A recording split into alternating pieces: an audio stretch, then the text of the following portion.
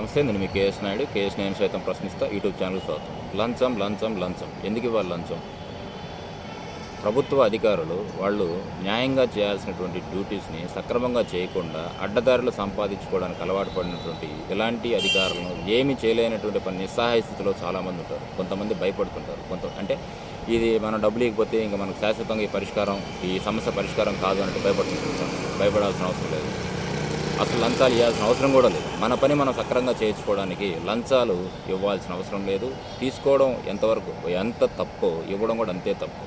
కాబట్టి ఇక నుంచి ఎవరైనా ఏ అధికారైనా ఏ కార్యాలయాలైనా సరే ఎక్కడైనా సరే లంచాలు ఎవరైనా అడిగితే కనుక మీకు ఏసీబీ నెంబర్లో ఒక 2 డిస్క్రిప్షన్లో పెడతాం. వాళ్ళకి కాల్ చేయండి చాలు. మీ ఐడెంటిటీ కూడా బయటికి రాదు. వాళ్లే ట్రాప్ వేసి వాళ్ళని పట్టుకుంటారు. ఎందుకంటే ఈ మధ్యకాలంలో లంచాలు తీసుకున్నటువంటి ఎంతోమంది రెవెన్యూ డిపార్ట్మెంట్ల అధికారులను కూడా అరెస్ట్ చేస్తున్నారు. కాబట్టి భయపడొద్దు, లంచాలు ఎవరికి ఇవ్వద్దు. లంచం లేనటువంటి సమాజానికి మన వంతు కృషి చేద్దాం, చట్టానికి సహకరిద్దాం. All the best.